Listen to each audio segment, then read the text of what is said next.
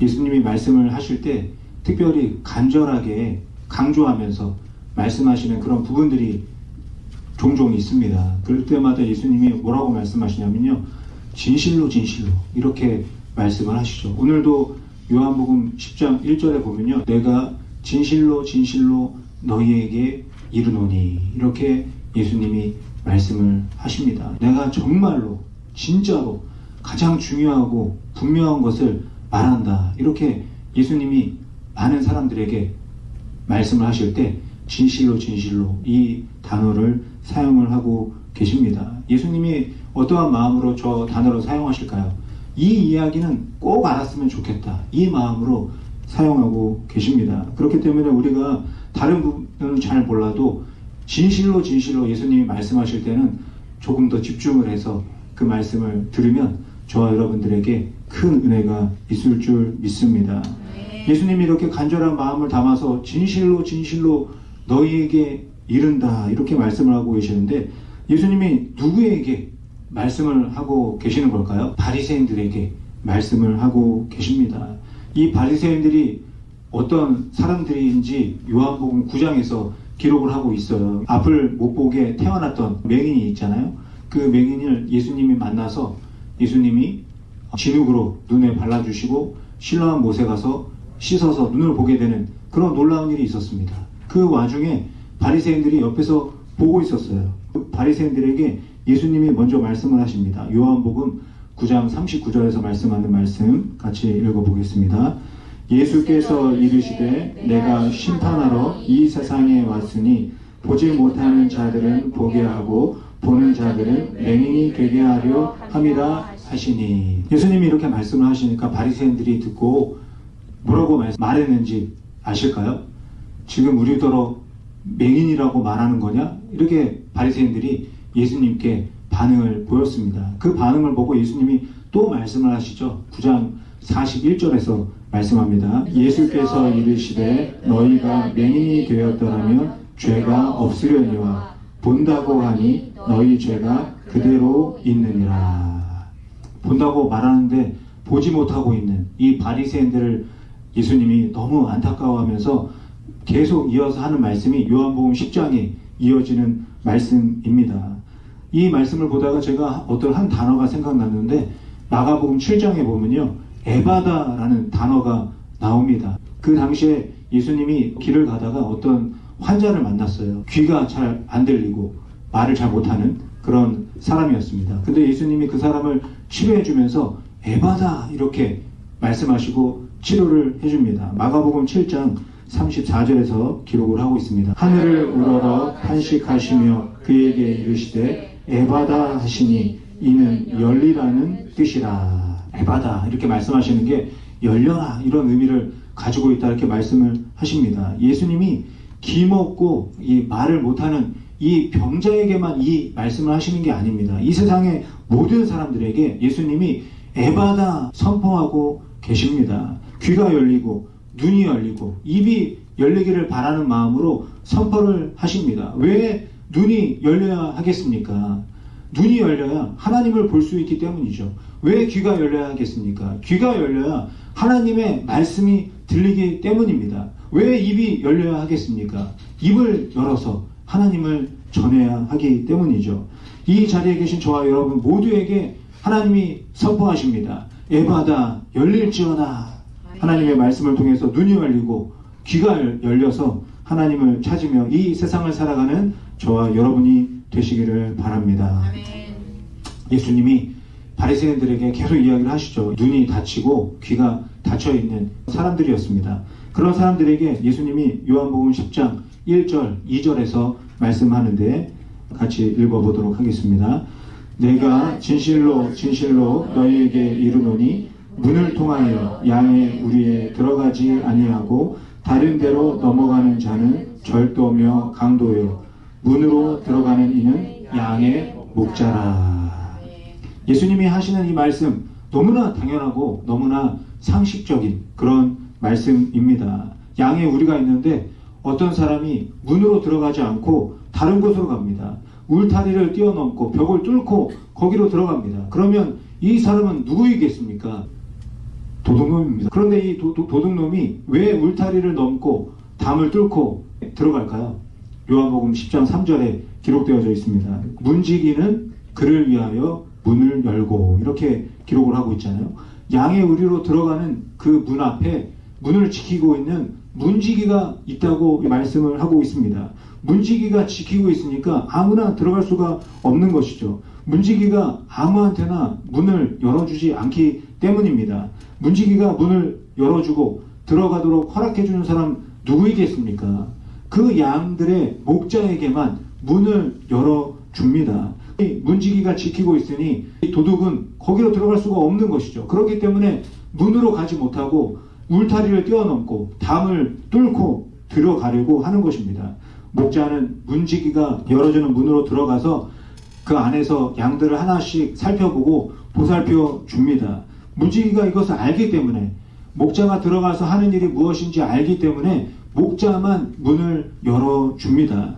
그렇다면 이 목자가 아닌 도둑이 양의 의리로 들어가려고 하는 이유는 무엇이겠습니까? 양을 돌보려고 들어가는 것이 아니죠. 양을 훔쳐가기 위해서 그 안으로 들어가는 겁니다. 이것을 또 문지기가 알겠죠. 그렇기 때문에 도둑은 들어갈 수 없도록 문지기가 막는 것입니다.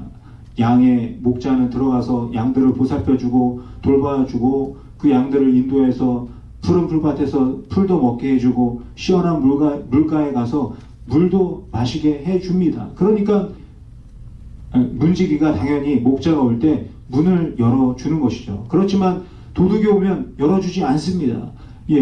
양들을 훔쳐갈 뿐만이 아니라 양들을 괴롭히고 양들을 힘들게 해서 또 아프게 만드는 그런 일들이 생기기 때문에 도둑에게는 문을 열어주지 않습니다. 그래서 이 말씀에서 중요한 것이 무엇이냐? 문지기의 역할이 중요하다는 것입니다. 아무나 들어가게 문을 열어주면 이 문지기가 자기 일을 제대로 못하고 있는 것이죠. 누가 목자인지 정확하게 알고 그 목자에게만 문을 열어주어야 합니다. 이렇게 할 때 이 문지기가 자기의 역할을 제대로 하는 것이죠. 성경에 보면요, 이 문지기하고 비슷한 단어가 또 나오는데 파수꾼이라는 단어가 나옵니다. 성 안에서 가장 높은 곳을 만들어서 그 위에서 성 주변을 둘러보는 그런 역할을 하게 됩니다. 이상한 사람이 온다고 하면 그 사실을 알려주는 것이죠. 또 적군들이 쳐들어온다고 하면 나팔을 불어서 이 적군들을 막을 준비를 할 수 있도록 파수꾼이 그런 역할을 합니다. 성 안에 사는 사람들은 이 파수꾼을 믿고 성 안에서 편안하게 안전하게 살아가는 거죠. 그런데 이 파수꾼이 제 역할을 제대로 못하면 어떻게 되겠습니까? 이상하고 수상한 사람이 들어와서 성 안에서 난동을 부릴 수가 있습니다. 그리고 또 적들이 쳐들어올 때 알려주지 않으면 성 안에 있는 사람들이 다치거나 죽거나 또 가지고 있는 모든 것들을 빼앗기는 그런 일들이 생길 수가 있습니다. 그렇기 때문에 이 파수꾼의 역할이 정말 너무나 중요하죠. 그래서 선지자 에스겔이 하나님의 말씀을 대언하는 부분이 있습니다. 에스겔 33장 1절부터 6절인데요. 그 중에서 6절 말씀만 읽어보도록 하겠습니다. 그러나 칼이 임함을 파수꾼이 보고도 나팔을 불지 아니하여 백성에게 경고하지 아니하므로 그 중에 한 사람이 그 임하는 칼에 제거당하며 그는 자기 죄악으로 말미암아 제거되려니와 그 죄는 내가 파수꾼의 손에서 찾으리라. 하나님이 파수꾼의 일에 대해서 말씀을 하고 계십니다. 파수꾼이 나팔을 불어 경고했는데 백성들이 그걸 알아듣지 못하거나 무시를 하면 그 안에 있는 사람들이 다치거나 죽습니다. 그러면 그 책임이 누구에게 있겠습니까? 파수꾼은 책임이 없는 거죠.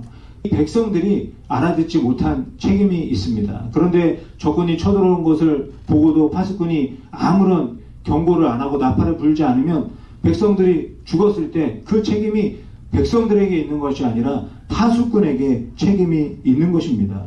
이와 마찬가지로 오늘 문지기도 같은 의미로 말씀을 하고 계십니다.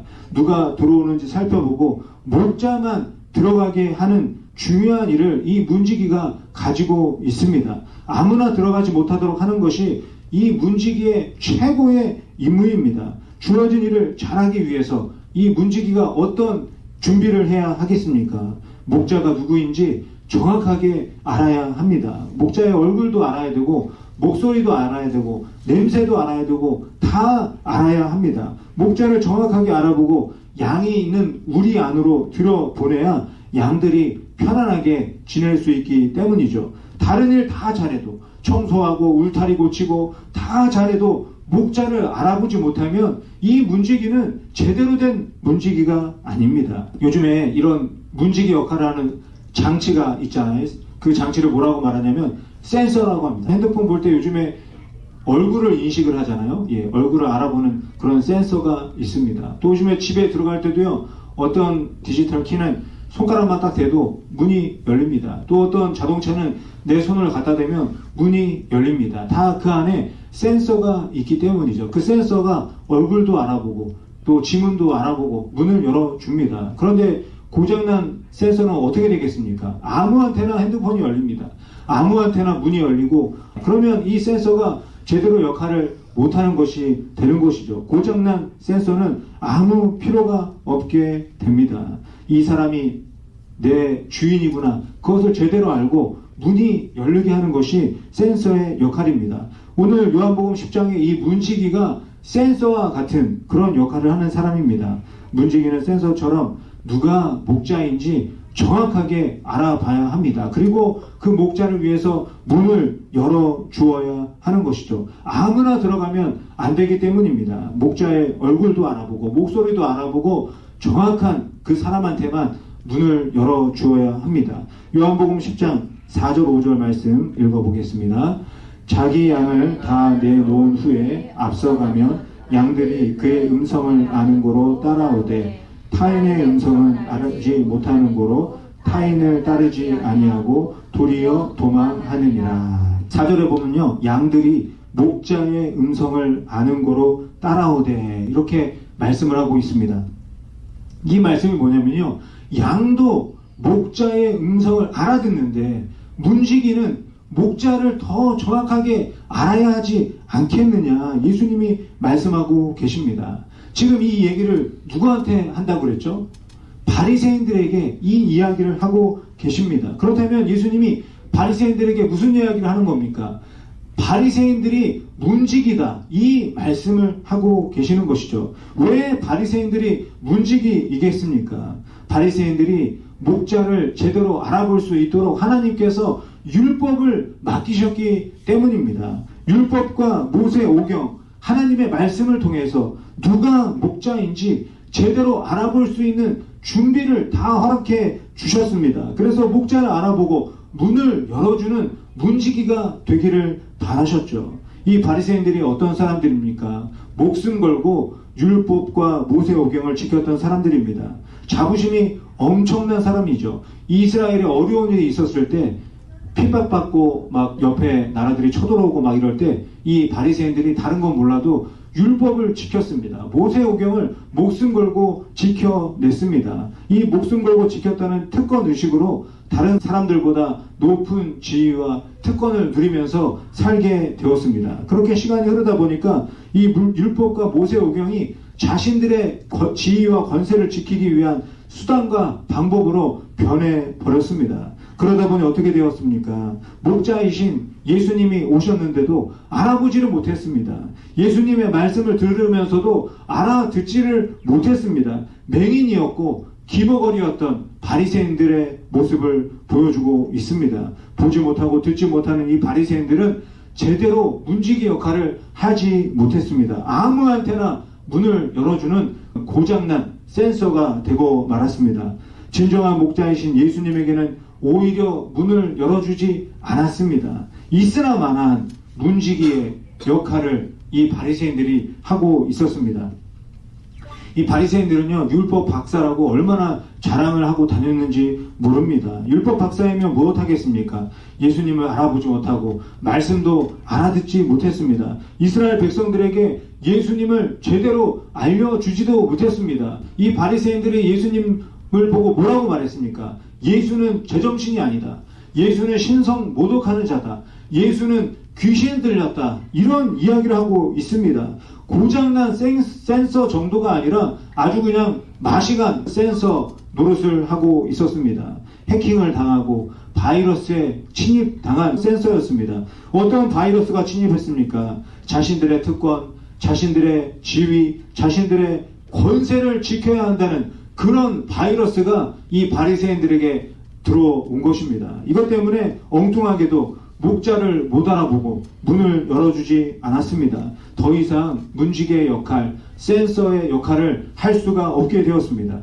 원래 정상적이었다면 이 바리새인들이 예수님도 알아보고 예수님의 말씀도 알아들어야 합니다. 왜냐하면 율법과 모세의경이 계속해서 예수님을 가리키고 있기 때문입니다. 예수님이 오실 것이라는 것을 분명히 알려주고 있는데도 이 바리새인들은 그것을 보지 못했습니다. 문을 열고 이스라엘 백성들에게 예수님이 목자라는 것을 알려주어야 하는데 그런 역할을 하지 못했습니다. 그런데 정말 다행히도 이 바리새인들을 대신해서 이런 역할을 한 사람이 한 사람 등장을 합니다. 그 사람이 누구냐면요, 침례 요한입니다. 침례 요한이 등장해서 뭐라고 말합니까? 목자가 오신다. 내가 감당할 수 없는 목자가 오신다. 불로 침례를 베풀어주는 목자가 오신다. 이 침례 요한이 그렇게 선포를 합니다. 그러다가 침례를 받기 위해서 오시는 예수님을 만나게 되죠. 침례 요한이 그 예수님을 보자마자 즉시 알아봅니다. 그러면서 뭐라고 말합니까? 요한복음 1장 29절에서 침례 요한이 고백합니다. 이튿날 요한이 예수께서 자기에게 나아오심을 보고 이르되 보라, 세상 죄를 지고 가는 하나님의 어린 양이로다. 보라, 세상 죄를 지고 가는 하나님의 어린 양이로다. 침례 요한이 한 번에 예수님을 알아봅니다. 예수님이 오셨다. 하나님의 아들이신 예수님, 화목 제물이신 예수님이 오셨다. 예수님을 정확하게 알아보았습니다. 그리고 또 어떻게 했습니까? 자신을 따르던 제자들에게 예수님을 가장 먼저 소개해 줍니다. 예수님이 들어가실 수 있도록 문을 열어 주었습니다. 이것이 제대로 된 문지기 아니겠습니까? 정상적으로 작동하는 센서 아니겠습니까? 사랑하는 성도 여러분, 저와 여러분도 마찬가지입니다. 웬 은혜인지 웬 축복인지 먼저 예수님을 만나게 해 주셨습니다. 우리가 힘들고 어렵고 고통 가운데 있을 때 하나님이 만나주시고 그 하나님을 믿게 되었습니다. 또 하나님의 자녀가 되었습니다. 우리 가족 모두가 하나님을 만나고 믿게 되었습니다. 얼마나 감사한 일입니까? 또 성경을 통해서 누가 진정한 목자인지 알려주셨습니다. 야훼는 나의 목자시니 내게 부족함이 없으리로다.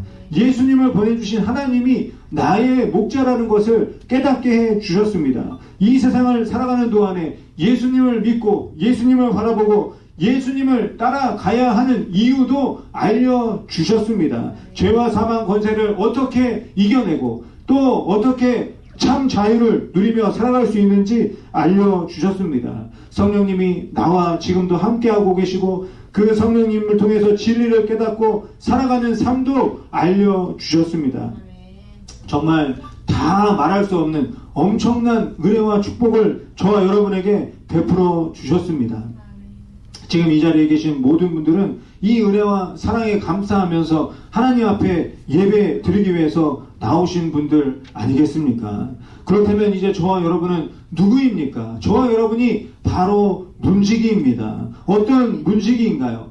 예수님을 알아보고 예수님의 말씀을 알아듣고 세상 사람들에게 예수님이 오셨다 문을 열어주는 문지기가 되어야 하는 것입니다. 엉뚱한 것을 알아보고 엉뚱한 것을 알아듣고 엉뚱한 사람이 올 때 문을 열어주는 그런 문지기가 되어서는 안 됩니다. 우리가 올바른 문지기가 되기 위해서는 어떻게 해야 하겠습니까? 가장 먼저 말씀을 읽고 그 말씀 안에서 진리를 깨달아야 합니다.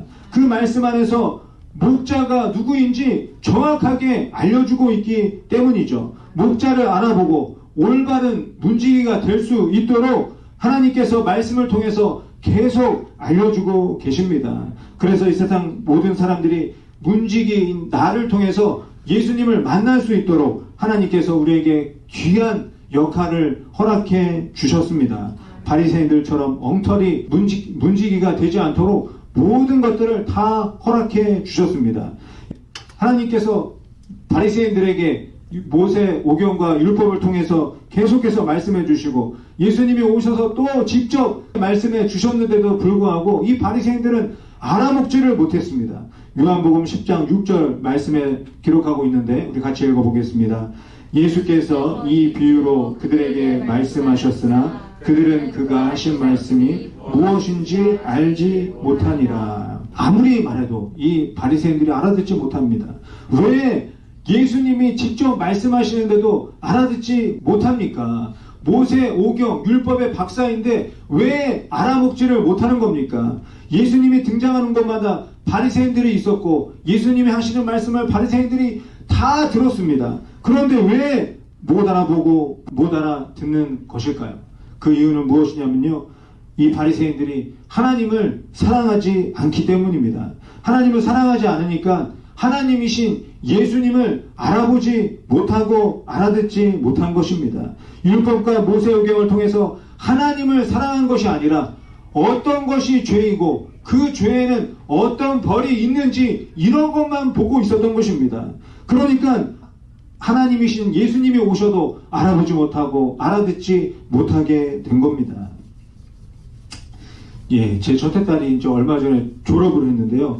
다 똑같은 색깔의 모자를 쓰고 다 똑같은 가운을 입고 고등학교 졸업을 했습니다. 사람이 얼마나 많습니까?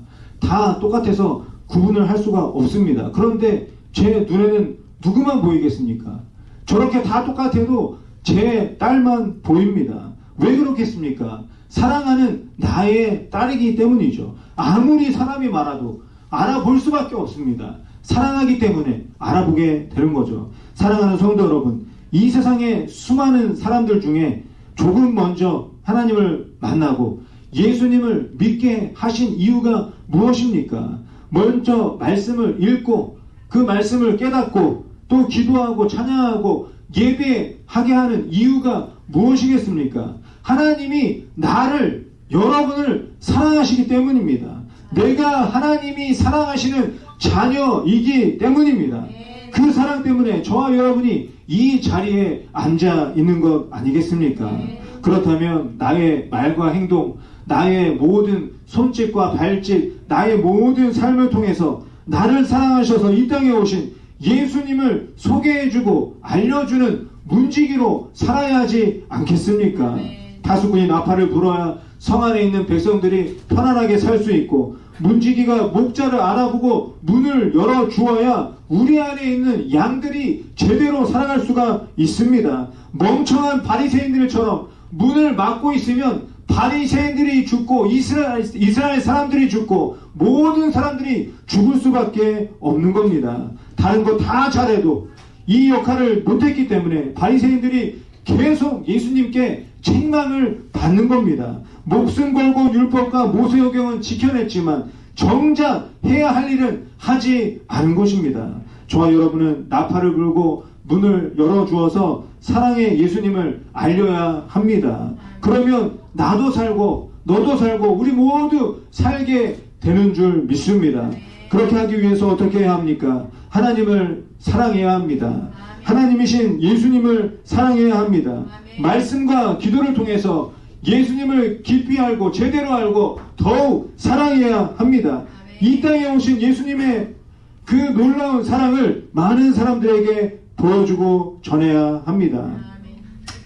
좋으나 슬프나 괴로우나 즐거우나 모든 순간 성령님을 인정하고 환영하고 모셔드리고 사랑하며 살아가야 합니다. 사랑하는 성도 여러분, 저와 여러분은 문지기입니다.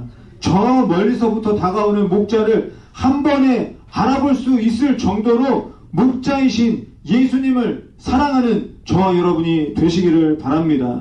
멀리서 들려오는 목자의 음성을 누구보다도 가장 먼저 알아들을 정도로 예수님을 사랑하는 저와 여러분이 되시기를 바랍니다. 그래서 이 세상을 이처럼 사랑하사 이 땅에 오신 예수님을 나의 가족과 또 나의 자녀들과 나의 친구들에게 보여주고 들려주는 저와 여러분이 되시기를 예수님의 이름으로 간절히 축원드립니다.